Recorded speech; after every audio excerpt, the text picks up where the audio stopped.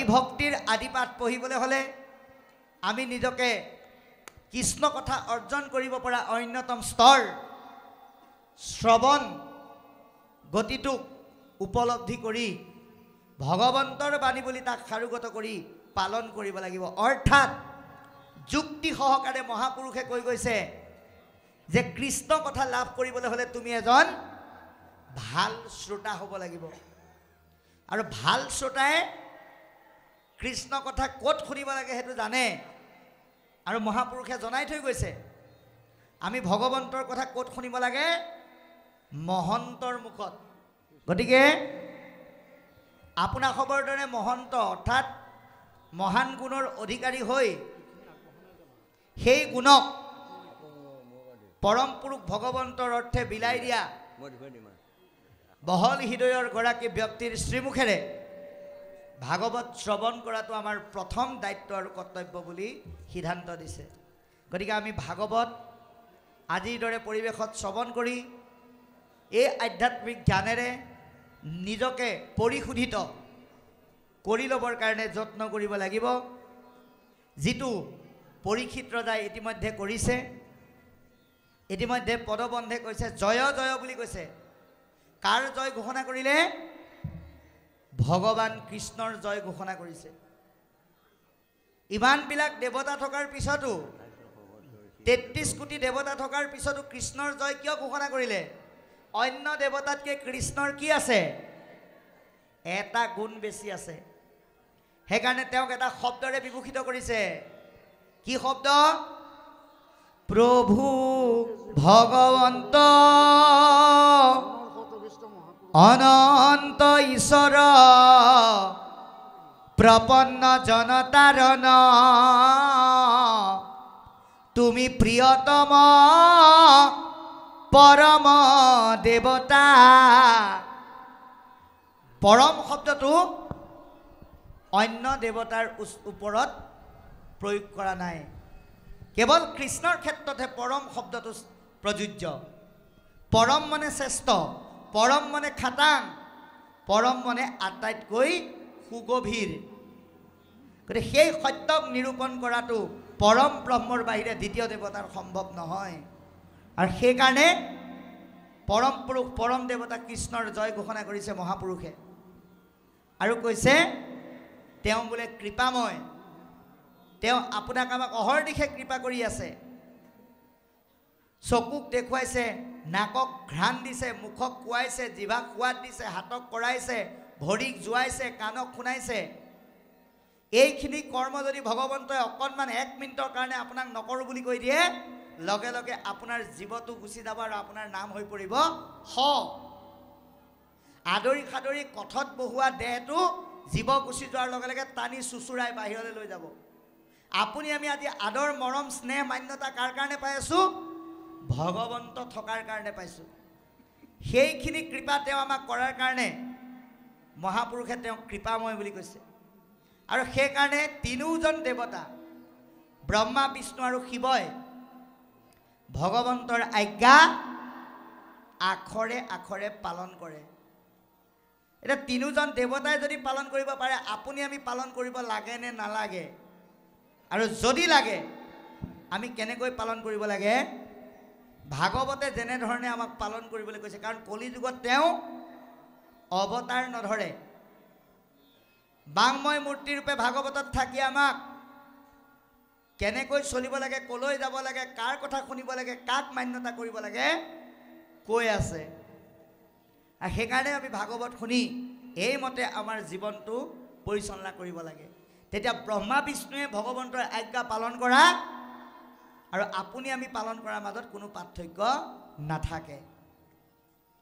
মৎস্য কুৰ্ম আদি অংশ অৱতাৰ যাৰ, পৰম পুৰুষ ভগৱন্তই আপোনাক আমাক উদ্ধাৰ কৰিবৰ কাৰণে তেওঁ যদিও নিৰ্গুণ, কিন্তু আপোনাক আমাক শ্ৰৱণ কৰি পেলাই সংসাৰ পাৰ হৈ যাবৰ কাৰণে তেওঁ কিছুমান গুণলীলা কৰিছে।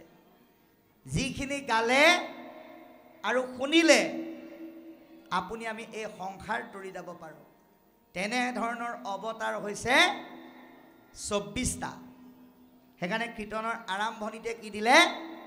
চতুৰ্বিংশতি অৱতাৰ গতিকে তাৰে মুখ্যতম অৱতাৰ হৈছে 10টা এই 10 অৱতাৰক মৎস্যকুৰ্মৰ নামেৰে সমস্ত অৱতাৰক মহাপুৰুষে নমস্কাৰ জনাইছে নমো নমো মধুমূৰ ৰিপু মহাহৰি যিজন ভগৱন্তই অৱতাৰ ধাৰণ কৰি গুণলীলা কৰিছিল তাৰ ভিতৰত অন্যতম লীলা হৈছে দুষ্টক দমন মধুদৈত্যৰ দৰে অসুৰবিলাকক ভগৱন্তই দমন কৰি সুন্দৰ গুণলীলাৰ চানেকি আমাৰ মাজত থৈ গৈছে গতিকে আপুনি আমি সেইসমূহ আজি শ্ৰৱণ কীৰ্তন কৰি গাই আৰু শুনি আমাৰ দেহ মনত সৃষ্টি হোৱা যিবোৰ আসুৰিক ৰিপু আছে মধুদৈত্য মূৰদানৱ সদৃশ কাম ক্ৰোধ লোভ মোহ এইসমূহক আমি দমন কৰিবলৈ যত্ন কৰিব লাগে কিয় সমস্ত জগত উদ্ধাৰক যাৰ নাম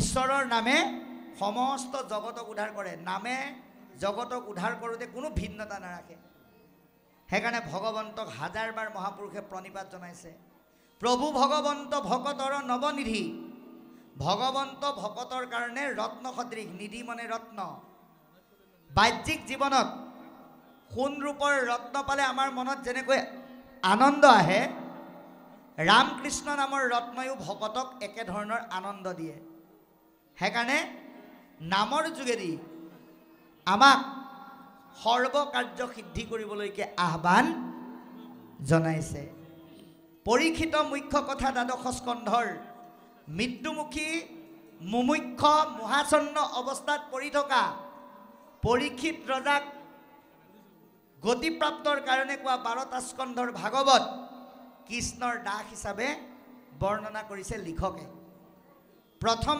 স্কন্ধৰ পৰা দ্বাদশ পৰ্যন্তে ৰাজাক কহিলা মহা মুনীন্দ্ৰ মহন্তে গতিকে আমি আৰম্ভণিতে কৈছোঁ সেইকাৰণে আমি ভাগৱত সদায় মহন্তৰ মুখত শুনিব লাগে পণ্ডিতৰ মুখত শুনিলে আপুনি শুনিব পাৰিব জ্ঞান নহ'ব গতিকে সেইকাৰণে পৰীক্ষিত ৰজায়ো ভাগৱত কাৰ যোগেদি শুনিছে যি মহাচন্নতাক জয় কৰিলে তেনেহেন এজন মহন্তৰ মুখত যাক ভাগৱত ক'বৰ কাৰণে পিতৃ ব্যাসদেৱে সম্পূৰ্ণৰূপে অধিকাৰ প্ৰদান কৰিছে তেনেকুৱা এজন ব্যক্তি মহামুনি শুকদেৱৰ মুখেৰে এই ভাগৱত 12টা স্কন্ধত পৰীক্ষিতে শুনিছে সংক্ষেপ কৰিয়া উধাৰ ইয়াত আৰু সাৰ সংক্ষেপ বৰ্ণনাৰে সাৰময় তত্ত্বৰে কৃষ্ণৰ গুঞ্জক লীলা চৰিত্ৰ ৰূপে প্ৰকাশ কৰি তুলি ধৰিছে কাৰ কাৰণে আপোনাৰ আমাৰ কাৰণে মহাপুৰুষ গুৰুজনাই ইয়াৰ পিছৰ পদে কি ক'ব আমি আকৌ অকণমান পাঠলৈ আগবাঢ়িবলৈ সেৱা ধৰিছোঁ ৰাম 28,000 ঋষি বেদত প্ৰধান বিষ্ণুৰ নৈমিষ ক্ষেত্ৰ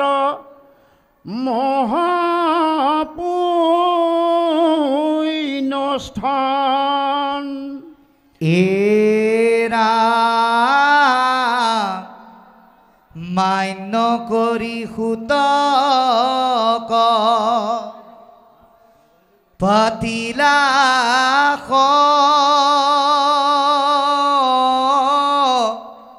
ত্ৰতথা শৌনক প্ৰমুখে শুনে ভাগৱত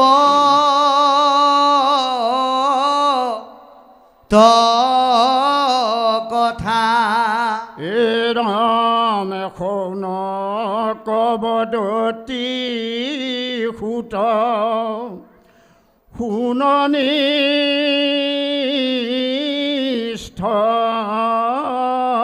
বাণী পৰম পাতকী কলি পাইলে নজানি আৰম্ভিলো যজ্ঞ আমি সহস্ৰ বছৰ হোম ধুমে ধূম্ৰ বৰ্ণ ভৈলক লেবৰ ৰামে যিটো কৰ্ম কৰোৱাত নাহিকে বিশ্বাস আপোনাৰ আয়ুক ৰিলু ব্যৰ্থে নাশ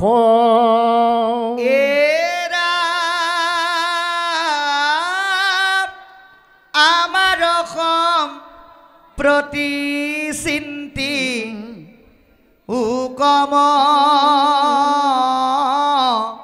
হাঁহিত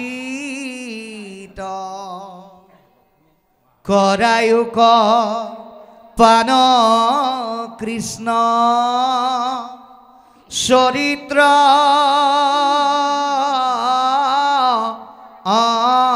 অমৃত পৰম ঈশ্বৰ কৃষ্ণ দেৱনাৰায়ণ তনে মহাভক্তিটো শ্ৰৱণ কীৰ্তন হে ৰাম ইহা কন জানি আন কৰ্ম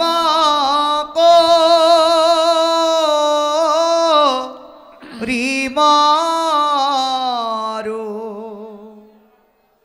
কৈও কৃষ্ণ কথা সুত যেন মতে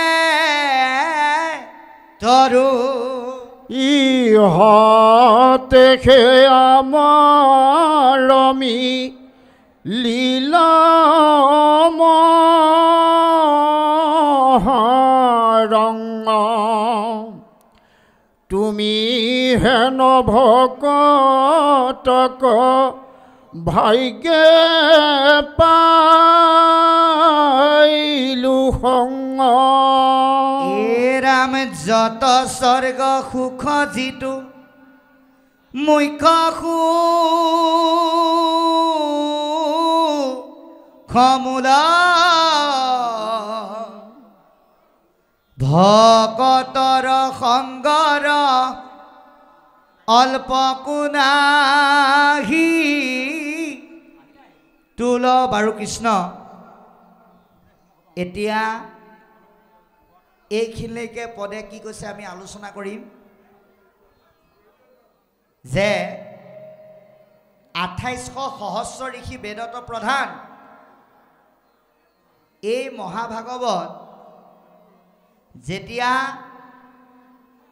গংগা নদীৰ পাৰত পৰীক্ষিত ৰজাক শুকদেৱে কৈছিল তাত ৬০,০০০ ঋষি উপস্থিত আছিল কিন্তু পৰৱৰ্তী সময়ত এই ভাগৱত জ্ঞান কোৱাৰ সক্ষমতা লাভ কৰি লোমহৰ্ষণ সুতৰ পুত্ৰ উগ্ৰসভা সুতে যেতিয়া ক'বলৈ সুবিধা পাইছিল ৩২,০০০ যাত্ৰা অভিমানত অভিমানী হৈ তেওঁলোকৰ মুখেৰে ভাগৱত নুশুনো বুলি গুচি গ'ল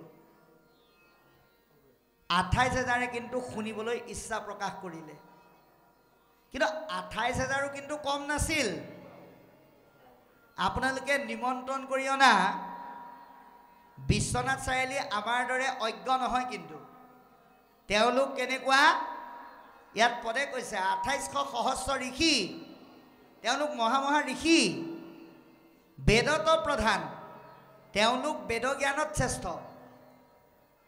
সমস্ত বেদ বেদান্তৰ কথা তেওঁলোকে জানে বেদজ্ঞ টিকালজ্ঞ শাস্ত্ৰজ্ঞ একোজন মহাপণ্ডিত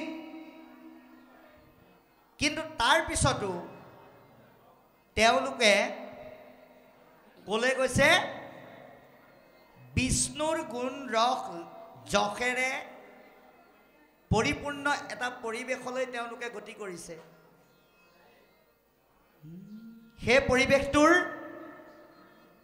নাম কি বুলি ক'লে এতিয়া পুণ্যস্থান। ভগৱন্তৰ কথা শুনিবলৈ আমাক কি লাগিব? পুণ্যস্থান লাগিব। এতিয়া আজি যে আপোনালোকে ইয়াত বহিছে এয়া কিন্তু পুণ্যস্থান। ভগৱন্তই উদ্ধৱক কৈছে নিস্তে কৰি কহোঁ শুনা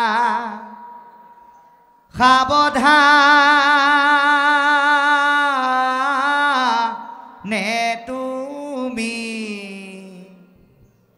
ভকত যিথানে থাকে সেহি পুণ্যভূমি।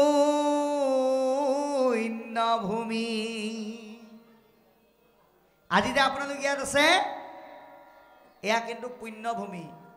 এয়া বৈকুণ্ঠ বুলি কৈছে। বৈকুণ্ঠ মানে য'ত কুণ্ঠাবোধ নাই। ইয়াত আমি বোলে মোক ঘৰৰ পৰা চিকমিকাই থকা বস্তু এটা আনি দি পঠাইছে, গতিকে মই অকণমান ওখত বহিম, সেই ভাৱ ইয়াত নাই। দেহৰ ভাৱনাটো ইয়াত নাথাকে, সেইকাৰণে বৈকুণ্ঠ। গতিকে তেনে বৈকুণ্ঠ পৰিৱেশ নিৰ্মাণ কৰি পুণ্যৰ গুঞ্জক ৰস সমৃদ্ধিৰ এটুকুৰ স্থান তালৈকে 28,000 ঋষি আহি মিলিত হৈছে। যিটুকুৰ স্থানৰ নাম কি বুলি কৈছে? নৈমিষা বুলি কৈছে। নৈমিষা মানে কি? য'ত কোনো মিছাৰ স্থান নাই আৰু য'ত নিমিষতে হৰিৰ ৰসযুক্ত আনন্দৰ পৰিৱেশৰ সৃষ্টি হয়। এতিয়া আপুনি আমি সেই ভাগৱত শুনা নৈমিষাৰণ্যলৈ যাব নোৱাৰোঁ, কিন্তু আমি নৈমিষাৰণ্য আমাৰ নিজৰ মাজত সৃষ্টি কৰিব পাৰোঁ। কেনেকৈ? আজি যে আপোনালোক ইয়াত বহি আছে এয়া কিন্তু নৈমিষাৰণ্য। কাৰণ যোৱা কালি পৰহি আগলৈকে এইখন এখন শিৱসাগৰীয়া গাঁৱৰ নামঘৰ হৈ আছিল, কিন্তু ভকতে আহি নাম গাই একাধ্যায় পাঠ কৰি গুৱাপান প্ৰসাদ অৰ্চন কৰি ভাগৱত স্থাপন কৰাৰ লগে লগে এই স্থানখন নিমিষতে পুণ্যস্থানলৈ পৰ্যভূষিত হ'ল। সেইকাৰণে এয়াই নৈমিষাৰণ্য। ভকতৰূপী অৰণ্যত ইয়াত নাম সিংহ চৰি আছে। গতিকে আমি ভকতিৰ যোগেদি তাৰ কাষ চাপিব লাগিব, ভয় নাথাকিব। গতিকে কোন কাষ চাপিছে এতিয়া? 28,000 ঋষি কাষ চাপি তেওঁলোকে কি কৰিলে? মান্য কৰি সুতক পাতিলা সত্ৰ তথা সৌনক প্ৰমুখে শুনে ভাগৱতৰ কথা। আমি যেনেকৈ আমাৰ পাঠাচাৰ্যসকলক ভাগৱতৰ আসনত বহুৱাই তেৰাৰ মুখেৰে আমি আজি ভাগৱতৰ কথা শুনাৰ ইচ্ছা প্ৰকাশ কৰিছোঁ, তেৰা সমস্তৰ মুখেৰে। ঠিক তেনেকৈ এই পাঠাচাৰ্যসকলৰ দৰে সুত প্ৰভুক উপযুক্ত আসনত বহুৱাই মহা ঋষিসকলে তেৰাৰ মুখেৰে ভাগৱত শুনাৰ ইচ্ছা প্ৰকাশ কৰি সকলোৰে হৈ সৌনকে কৈছে কি বুলি? সৌনক বদতি শুনা সুত মহা মানি পৰম পাতকী কলি পাইলে হেন জানি। যে আমি কলি নামৰ পাপযুক্ত যুগ এটা আহিল বুলি গম পালোঁ। গম পাই আমি কি কৰিলোঁ? কলিৰ পৰা ৰক্ষা পাবৰ কাৰণে আমি অন্য যুগৰ যুগধৰ্ম নীতি অৱলম্বন কৰিলোঁ। অৰ্থাৎ আমি যজ্ঞ আছিল তেতা যুগত, কিন্তু সেই যজ্ঞৰে কলিটো ৰক্ষা পাব পাৰি বুলি আমি 1000 বছৰ যজ্ঞ কৰিলোঁ। কিন্তু সেই যজ্ঞৰ দ্বাৰা আমি কোনো ফল নাপালোঁ, আমাৰ লাভ নহ'ল। বৰঞ্চ যজ্ঞৰ ক'লা ধোঁৱাই আমাৰ দেহ মন ধোঁৱা বৰণীয়া কৰি পেলালে। গতিকে যিটো কৰ্ম কৰোৱাটো নাহিকে বিশ্বাস। এই কলিৰ পৰা ৰক্ষা পাবৰ কাৰণে আমি যি যজ্ঞৰ কৰ্ম কৰিছিলোঁ, এতিয়া আৰু আমাৰ তাৰ প্ৰতি কোনো বিশ্বাস নাই। আপোনাৰো আয়ুষ কৰিলোঁ ব্যৰ্থে না। আমি গম পালোঁ ইয়াৰ দ্বাৰা আমাৰ আয়ুষে আমি মানে অভাৱত নষ্ট কৰিলে। এতিয়া আমি ইয়াৰ পৰা ল'ব লগা কথা কোনটো আছে যে এই কলিযুগৰ ধূসৰিত বেয়া জটিল সন্ধিক্ষণত আপুনি আমিও এতিয়া পৰি আছোঁ। কালৰূপী কলিৰ ভয়াৱহ আপদৰ পৰা ৰক্ষা পাবৰ কাৰণে 28,000 ঋষিয়ে যি যজ্ঞযুক্ত কৰ্ম কৰিছিল সেই কৰ্ম আমি কিন্তু আজি সম্পূৰ্ণৰূপে পৰিহাৰ কৰিব লাগিব। কাৰণ কলিযুগত যজ্ঞ ধ্যান পূজাই কেতিয়াও আমাক গতি দিব নোৱাৰে আৰু নিদিয়ে। এই কথা জানিও যদি আমি সত্যৰ ধ্যান তেতাৰ যজ্ঞ দাপৰ পূজা যদি আমি অৱলম্বন কৰিছোঁ তেতিয়াহ'লে আমাক মহাপুৰুষে কি বুলি কৈছে?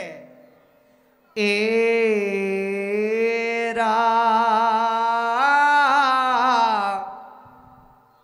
কলিত হৰিৰ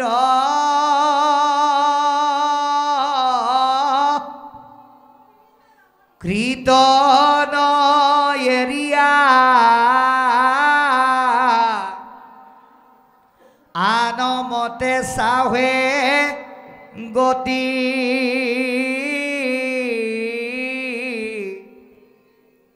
যেন কুলবধূ নিজ স্বামী এৰি ভজে গয়ায়ুপ পতি।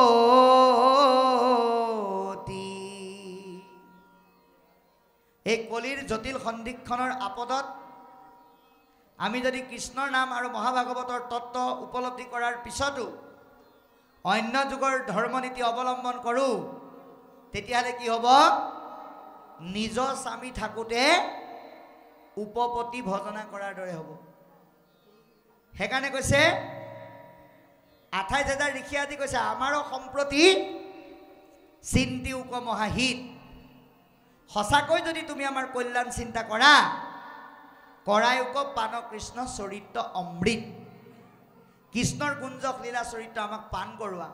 আজি আমি আপোনালোকৰ এই শিৱসাগৰীয়া গাঁৱৰ বাপাই সমস্তৰ যোগেদি তেনেহেন ভাগৱতৰ ৰস আমি পান কৰিম। আপোনালোকে কাণে পান কৰিছে, আমি জিভাই পান কৰিম। গতিকে আমি ভাগৱতৰ ৰস পান কৰিলে কি হ'ব? আমাৰ মনত অমৃতে প্ৰতিষ্ঠিত হ'ব। অমৃতৰ ৰস আমাৰ হৃদয়ত পৰি যাব। গতিকে অমৃত মানে কি? ভাগৱত যিসকলে শুনে তেওঁলোকৰ মনৰ পৰা মৃত্যুমুখী ধাৰণাটো নাইকিয়া হৈ যায়। ভাগৱত নুশুনিলে আমি কি ভাবিম? আমি মৰিম বুলি ভাবি থাকিম। আমি ভাবিম যে আমাৰ জীৱটোৰ মৃত্যু আছে। কিন্তু আজি ভাগৱতে সিদ্ধান্ত দিছে মৃত্যুটো বা ক্ষয়টো দেহৰহে আছে, জীৱৰ কিন্তু নাই। সেইকাৰণে আমি যিমান পাৰি সৎসংগৰ যোগেদি গীতা ভাগৱতৰ চৰ্চা কৰিব লাগে। তেতিয়া আমাৰ মৃত্যুৰ সময়ত মনত সৃষ্টি হোৱা বিষাদ আৰু দুখ আপোনা আপুনি নাইকিয়া হৈ যায়। সেইকাৰণে গীতাত অৰ্জুনক কৈছে এ ৰাম একে সৰি ৰত বাল্য বিধ যুৱা হুৱে জানা পুৰুষৰ ইটো দেহ এৰিয়া নদেহ ধৰে মৃত্যু সেহি পতন্তৰ। আপুনি আমি এদিন কণমানি শিশু আছিলোঁ, আজি যুৱক হ'লোঁ। কিন্তু শিশুকালটো এৰি থৈ অহাৰ কথাক লৈ আমাৰ মনত কোনো দুখ নাই। এদিন আমি বুঢ়া হ'ম, এই বৃদ্ধকালটো পোৱাৰ পিছত আমাৰ যৌৱন কালটোৰ প্ৰতি কোনো দুখ নাথাকে। মৃত্যু ঠিক তেনেকুৱাই বুলি কৈছে। এটা দেহৰ পৰা আন এটাৰ দেহলৈ যোৱা বাটটোৰ নাম হ'ল মৃত্যু। সেইকাৰণে মৃত্যুক এটা আনন্দযুক্ত সম্পদ বুলি উপলব্ধি কৰি যি গ্ৰহণ কৰিব পাৰে সেইজনেই এই সংসাৰৰ সাহসী জীৱ বুলি কৈছে। আৰু তাৰ কাৰণে ভাগৱত শ্ৰৱণ কৰি আমি মৃত্যুক অমৃতময় মৃত্যুলৈ পৰিণত কৰিব লাগিব, যিটো 28,000 ঋষিয়ে কৰিছে। গতিকে কৈছে আমাৰ কল্যাণ চিন্তা কৰি কৃষ্ণৰ গুঞ্জক লীলাচৰিত অমৃত আমাক পান কৰোৱা। কাৰণ পৰম ঈশ্বৰ কৃষ্ণ দেৱ নাৰায়ণ, পৰম ঈশ্বৰ পৰম ব্ৰহ্ম নাৰায়ণ। তান মহা ভক্তিটো শ্ৰৱণ কীৰ্তন। ভগৱন্তক সন্তুষ্ট কৰিব পৰা প্ৰণালীটোৱে হৈছে শ্ৰৱণ আৰু কীৰ্তন। শুনিব লাগিব আৰু গাব লাগিব। তাকে জানিবা দেহটো বহুৱাই থৈ মনটো ইফালে সিফালে নিলে নহ'ব। দেহ মন এক কৰি পেলাই আমি শ্ৰৱণ কৰিবলৈ যত্ন কৰিব লাগিব। গতিকে 28,000 ঋষিয়ে কৈছে ইহাক নজানি আন কৰ্ম কৰি মৰো। এতিয়া আন কৰ্মবিলাক কাৰ কাৰণে? কৃষ্ণ কথা শ্ৰৱণ কীৰ্তনেই কলিযুগৰ শ্ৰেষ্ঠ ধৰ্ম। এই কথা নজনাসকলৰ কাৰণে আন কৰ্মবিলাক, আপোনালোকৰ দৰে জনাসকলৰ কাৰণে নহয়।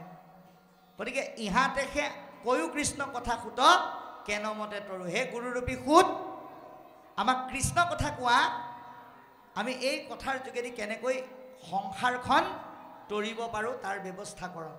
তুমি আমাক কৃপা কৰা। কাৰণ ইহাতেহে আমাৰো মিলিল মহাৰংগ, তুমি মহা মহন্তক পাইলো ভাগ্যে সংগ। ভাগ্য নাথাকিলে কেতিয়াও ভকতৰ সংগ নাপায়, আৰু ভকতৰ সংগ নাপালে আমাৰ মনলৈ আনন্দ নাহে। আজি আপোনালোকে এটা কথা চাওক, এই ভাগৱতখনটো চবৰে ঘৰে ঘৰে আছে। ইচ্ছা কৰিলেতো অকলে অকলে পঢ়িয়ে দেখোন ইয়াৰ জ্ঞানখিনি ল'ব পাৰে। কিন্তু আদৰণি সমিতিয়ে অনুষ্ঠানভাগ আয়োজন কৰি আপোনাক আমাক নিমন্ত্ৰণ কৰাৰ লগে লগে আমি ইয়াত যে আহি বহি এনেকৈ চৰ্চা কৰিছোঁ কেলে বাৰু? অকলে অকলে বহি পেলাই পঢ়ি নোপোৱা এনেকুৱা কি বস্তু আমি একেলগে বহি পেলাই পাইছোঁ, সেই কথা ৰহস্যটো আমি ভেদ কৰিব লাগিব। আমি অকলে অকলে বহি পেলাই ভাগৱতখন পঢ়িলে জ্ঞানখিনি পাম সঁচা, কিন্তু সন্মিলিতভাৱে চৰ্চা কৰিলে আমি এটা বস্তু পাম, সেইটোৱে হৈছে আনন্দ। যিটো সম্পৰ্কে এতিয়া পদে কৈছে যে আমাৰ মনত ৰংগ মিলিছে, আনন্দ মিলিছে, তোমাৰ দৰে মহাভকতক ভাগ্যৰ বলত পায়। আজি আপোনালোকক লগ পায়ো আমাৰ আনন্দ আহিছে যে বিশ্বনাথৰ পৰা আহি আপোনালোকৰ দৰে মহাভকতক একেলগে পালোঁ। এইটোৱেই হৈছে শ্ৰেষ্ঠ আনন্দ। যত স্বৰ্গ সুখ যিটো মুখ্য সুখ মূল, ভকতৰ সংগৰ অল্পকো নাহি তুল। যিমানবিলাক সুখ আছে সেই সুখ আৰু আজিৰ দৰে আপোনালোকৰ দৰে মহাভকতৰ যোগেদি পোৱা সুখৰ মাজত পাৰ্থক্য আছে। এয়া শ্ৰেষ্ঠ সুখ, ইয়াতকৈ আৰু শ্ৰেষ্ঠ সুখ নাই বুলি কৈছে। স্বৰ্গ সুখতকৈও শ্ৰেষ্ঠ। গতিকে এনেহেন সুখে আমি অৰ্জন কৰি জীৱনৰ সফলতা লাভ কৰিব পাৰোঁ। সেইকাৰণে ইয়াৰ পৰৱৰ্তী পদে কৈছে এৰা আকাশে সঞ্চৰে ৰবি ৰথ যে নবায়ু সূৰ্যৰ লগতে হৰ জগতৰ আয়ু।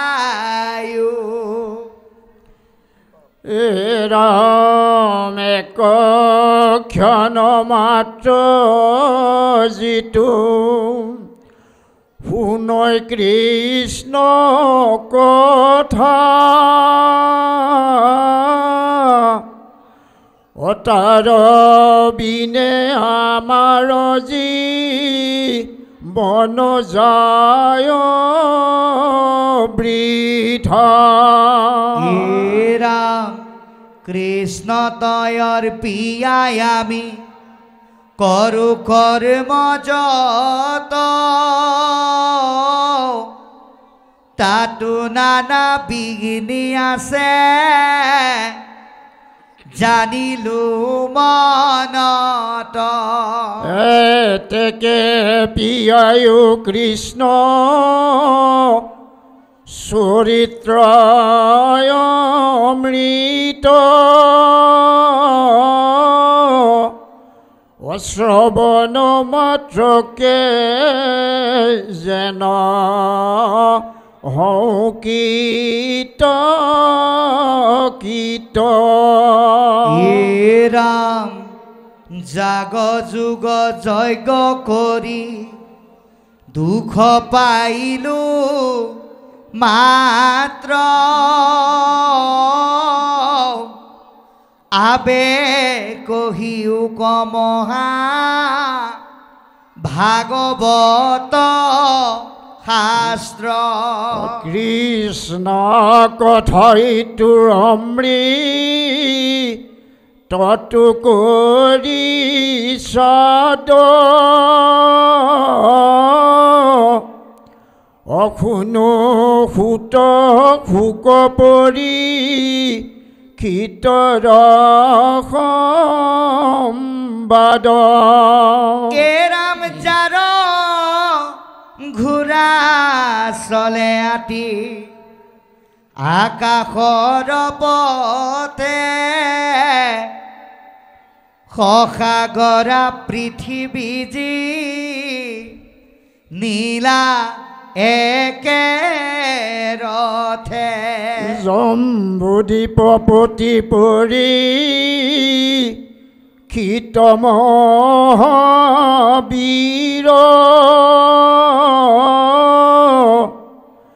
তৰুণ কালতেকে তেজিলা শৰীৰ হেৰাম ভিত যেন খাটে পৃথি বীৰ ৰাজা যত কৃষ্ণৰ ভকত এন্তে মহা ভাগৱত ৰাম হৰি স্মৰি জিমতে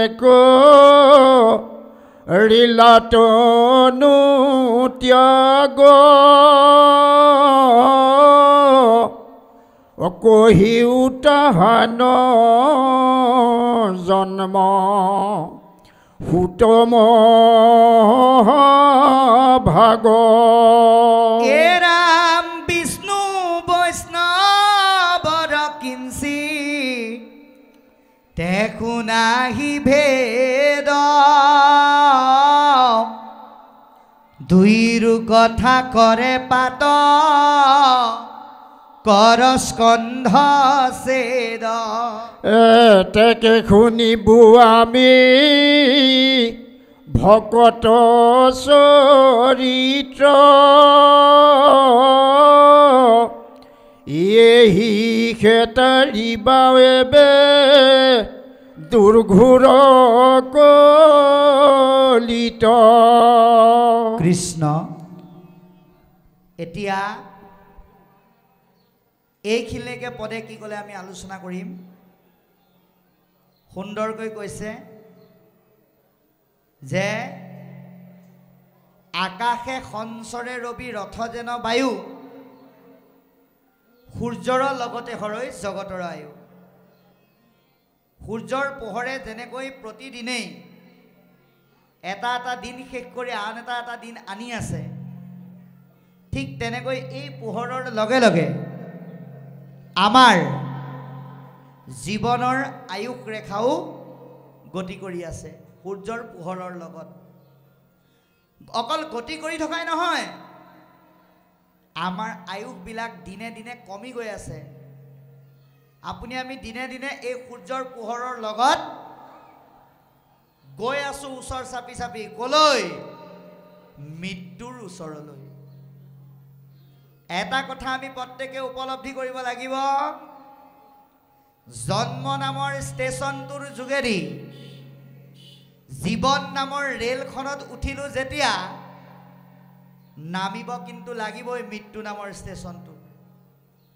কোনোবা আগত নামিব কোনোবা কিন্তু পিছত নামিব নমাটো কিন্তু খাটাং সেইকাৰণে কৈছে যে সূৰ্যৰ পোহৰৰ লগত আমাৰ জীৱনৰ আয়ুস কমি গৈ আছে আমি এটা কথা ওপৰত গুৰুত্ব দিব লাগিব এতিয়া আজি কৰিম বুলি ভবা কামটো এতিয়াই কৰক, কাইলৈ কৰিম বুলি ভবা কামটো আজিয়েই কৰক। সময় বহুত কম। আজি আপোনালোকে এটা কথা চাব, বাস্তৱিকভাৱে আজি 2024 চনৰ 9 এপ্ৰিল। এতিয়া কালিলৈ 10 তাৰিখটো আহিব, আজিৰ দৰে ৰাতিপুৱা দুপৰীয়া আবেলি সকলোখিনি হ'ব। কিন্তু 2024 চনৰ 9 এপ্ৰিল তাৰিখটো আৰু আমাৰ জীৱনলৈ কেতিয়াও নাহে। এনেকৈ নিষ্ঠুৰ সময়ৰ আকুল আহ্বানত আপুনি আমি গতি কৰি আছোঁ। এই গতি কৰি থকা সময়ক সৎভাৱে ধৰি ৰাখিবৰ কাৰণে আমি কি কৰিব লাগিব? এটা ক্ষণ হ'লেও ভাগৱত শুনিব লাগিব। এতিয়া আপোনালোকে এটা কথা চাওক, আপোনালোকৰ আজি ভাগৱতৰ অনুষ্ঠান আৰম্ভ হৈছে 1:12:58 লগে লগে ভাগৱত অনুষ্ঠান আৰম্ভ হৈছে। কোনোবাই যদি ভাবে যে আজি ৰাতি আমি 11টালৈকে ভাগৱত শুনিম, কিন্তু দেহটো বহি পেলাই যদি মনটো গৈ পেলাই ক'ৰবাত পাইগে, তেতিয়াহ'লে 12টালৈকে নালাগে, কাইলৈ 3টালৈকে শুনিলেও কামত নাহে। কিন্তু 12:58 এই মহাভাগৱত আৰম্ভ হৈছে আৰু আপোনাক হবে এতিয়া 2:24 হ'ল, 2:24 শুনিলে। কোনোবাই যদি 2:30লৈকে শুনিও অকণমান সময় কিবা এটা কামত যাব লগা হ'ল বুলি আপোনালোক যাব লগা হয়, তাতো অসুবিধা নাই বুলি কৈছে। মানে কিমান সময় শুনিছে সেইটো ডাঙৰ কথা নহয়, কেনেকৈ শুনিছে সেইটোহে ডাঙৰ কথা। এটা ক্ষণে শুনক, কিবা এটা কামত অহাকৈ শুনিবলৈ কৈছে। একক ক্ষণ মানে যিটো শুনে কৃষ্ণ কথা, তাৰ বিনে আনৰ জীৱন যায় বৃথা। যি কলিযুগৰ ধূসৰিতময় সন্ধিক্ষণত জন্ম লাভ কৰিও এটা ক্ষণো কৃষ্ণৰ কাৰণে দিব পৰা নাই, সেইজনৰ জীৱন বৃথা বুলি কৈছে। গতিকে কৃষ্ণত অৰ্পিয়া আমি কৰোঁ কৰ্ম যত, তাতো নানা বিঘিনি আছে জানিলো মনত। এইটোহে বৰ ডাঙৰ কথা ক'লে। বোলে কৃষ্ণত অৰ্পণ কৰা কৰ্মও বোলে বিঘিনিযুক্ত হৈ যায়। কেতিয়া হয়? প্ৰণালীটো নাজানিলে হয় দেই। কেনেকৈ হয় আপোনালোকক এটা উদাহৰণ দিম। আপোনালোকৰ ফালে নহয়, আমাৰ ফালে হয়। একেলগে যদি 3জন নাম গোৱা মানুহ মাতিলে, এজনে ভাবিলে মোৰ নামটো প্ৰস্তাৱ কৰিলেই হ'ল আৰু। যদি তাত কোনোবা এজন ব্যক্তিৰ নাম প্ৰস্তাৱ হ'ল, বাকী দুজনৰ নহ'ল, তেওঁলোকৰ কঁকালৰ বিষ, গাঁঠিৰ বিষ, ভৰিৰ বিষ আৰম্ভ হৈ যায়। আৰু লগে লগে কয়, মই বোলে আজি নামলৈ আহিবলৈ সময়ে নাছিল, জোৰকৈ মতাৰ কাৰণেহে আহিলোঁ, মই বেছি সময় নাথাকোঁ, সেৱা এটা জনাই যাওঁগৈ। গতিকে সেইটোক কোৱা হৈছে কপটীয়া বৈষ্ণৱী জ্ঞান। সেই আচৰণ আমি কেতিয়াও কৰিব নালাগে। আকৌ ভগৱন্তই দিয়া বুদ্ধি, ভগৱন্তই দিয়া কৃপাৰ বলত যেনিবা আপুনি নাম পাঠ কৰিব পাৰে।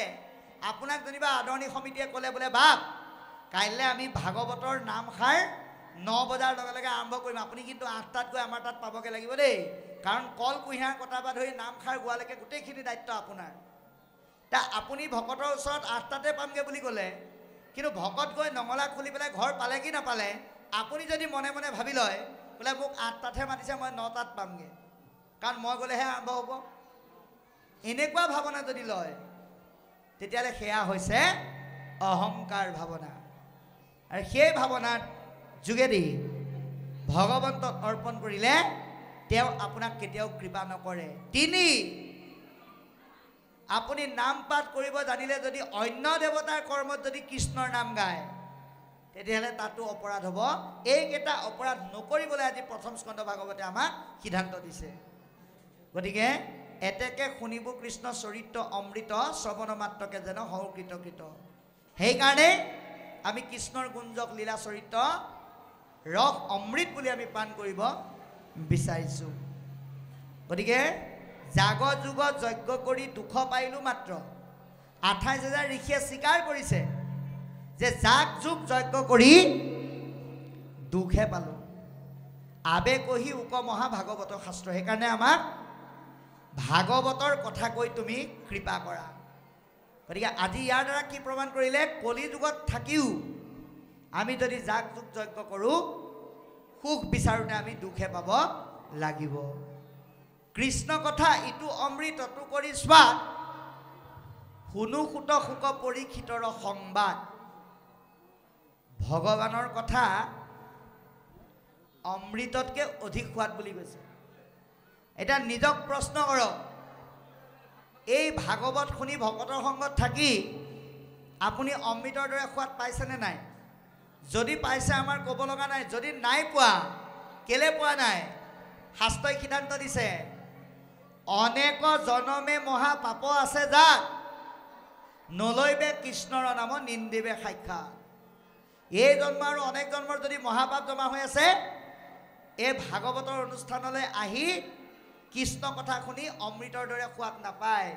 তেওঁলোকে এই কৰ্মৰ প্ৰতি উৎসাহ জনোৱাৰ সলনি সমালোচনাহে কৰিব। কি বুলি? বোলে ৰঙালী বিহুৰ সময়ত ফাংচন এখনে পাতি দিয়াই ভাল, ভাগৱতনো কেলে পাতিব লাগে? কোনে ক'ব?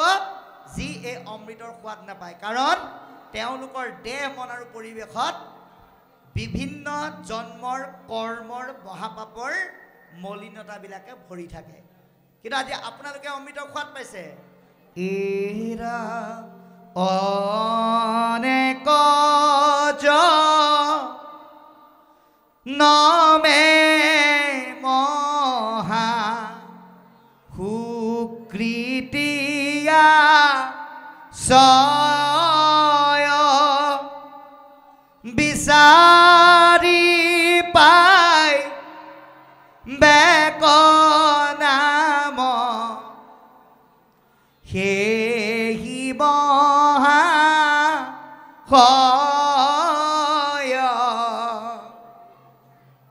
গতিকে আপোনাৰ খবৰ দৰে মহাভকতে এই ভাগৱতৰ ৰস পান কৰি অমৃতৰ সোৱাদ পাব। সেইকাৰণে যাৰ ঘোঁৰা চলে ৰাতি আকাশৰ পথে, যিজন ৰজাই 7টা ঘোঁৰাযুক্ত ৰথত উঠি আকাশ মাৰ্গেৰে যাত্ৰা কৰি শশাগৰা পৃথিৱী জয় কৰিছিল, জম্বুদ্বীপপতি পৰীক্ষিত মহাবীৰ, যিজন জম্বুদ্বীপৰ 61 ৰজা আছিল, তৰুণ কালতে কেনে তেজিলা শৰীৰ। এতিয়া 28 ঋষিয়ে প্ৰশ্ন কৰিছে যে ইমান এজন প্ৰবল পৰাক্ৰমী বীৰ ৰজা হোৱা স্বত্তেও তেওঁ যুৱ অৱস্থাতে কিয় এই দেহ ত্যাগ কৰিব লগা হ'ল? ভিত্ত যেন খাতে পৃথিৱীৰ ৰাজা যত, অন্য দ্বীপৰ ৰজাবিলাকে পৰীক্ষিত ৰজাক দেখিলে কি কৰে? নিজকে ভিত্ত বুলি পৰিচয় দি সেৱা কৰে মহাভাগৱত বুলি। কৃষ্ণৰ ভকত এন্তে মহাভাগৱত। সেইজনেই কৃষ্ণৰ ভকত মহাভাগৱত গুণসম্পন্ন হৈও হৰি স্মৰি কিমতে কৰিলা তনু ত্যাগ। ভগৱন্তক স্মৰণ কৰি কিয় এই দেহ ত্যাগ কৰিব লগা হ'ল? কহিও তাহান জন্ম সুত মহাভাগ। গতিকে তেওঁৰ জন্ম আৰু কৰ্ম সম্পৰ্কে হে মহাভাগৱত সুত তুমি আমাক কোৱা। কেলে কোৱা? বিষ্ণু বৈষ্ণৱৰ কিঞ্চিত একো নাহি ভে। বাবাই সমস্ত আপুনি ভগৱানক যদি কেৱল পূজা সেৱা কৰি থাকে, ভকতক যদি আপুনি ভাল নাপায়, তেতিয়াহ'লে কিন্তু ভগৱানক পূজা কৰিলে একো লাভ নহ'ব। ভগৱন্তই কৈছে প্ৰথম ভকতক ভাল পাবলৈ শিকা। তুমি যদি ভকতক ভাল নাপায় ভগৱন্তক 3 বাৰৰ সলনি 13 বাৰো সেৱা কৰা, কামত নাহিব। ভকতক দেখিলে যদি তুমি কেৰাহীকে চোৱা, মাতিবলৈ মন নকৰা, গুৰুত্ব নিদিয়া, তেতিয়া কৃষ্ণ কৃষ্ণ বুলি কোৱাটো কোনো লাভ নাথাকিব বুলি কৈছে। কাৰণ ভকত আৰু ভগৱন্তৰ মাজত কোনো পাৰ্থক্য নাই। ভগৱন্তই কৈছে কলি যুগত মই ভকতৰ হৃদয়তে থাকোঁ, সেইকাৰণে ভগৱন্তক ভাল পোৱাৰ মান্যতাটো সম্পূৰ্ণৰূপে আমি ভকতক কৰিব লাগিব, ভিন্নতা নাই বুলি কৈছে।